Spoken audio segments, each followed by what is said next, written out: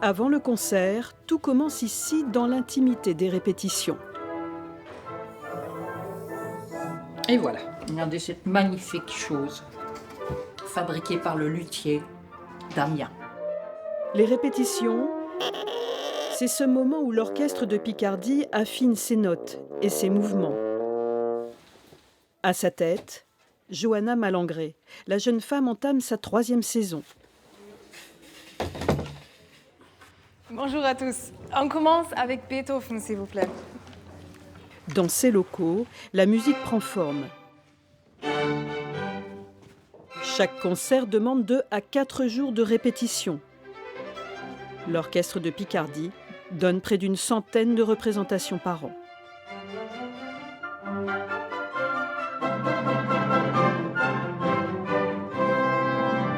Je me souviens très bien la toute première fois que j'ai fait du répertoire romantique français ici à l'orchestre de Picardie.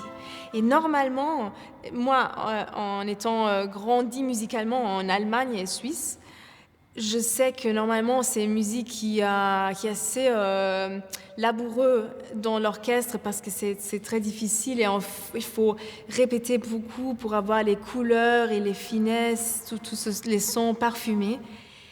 Et j'ai fait Ravel ici et tout allait toute seule c'était tellement évident que l'orchestre avait une instinct pour cette musique.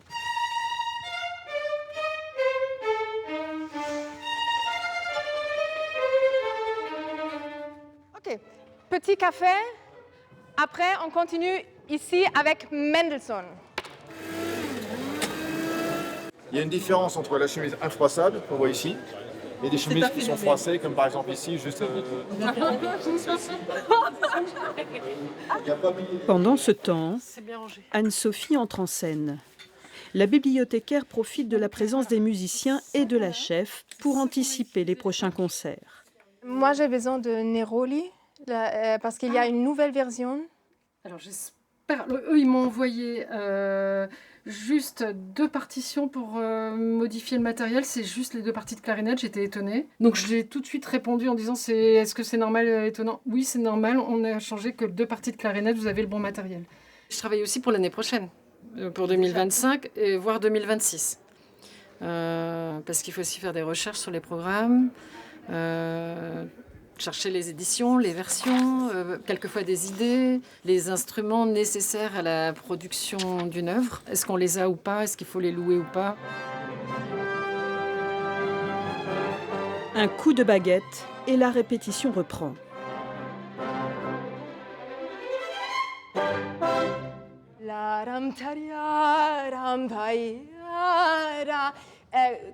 Musique Queen Yamans tout le temps. Parce que sinon, les violoncelles, oui, c'est bien, mais ils ont besoin du beurre et sucre alto.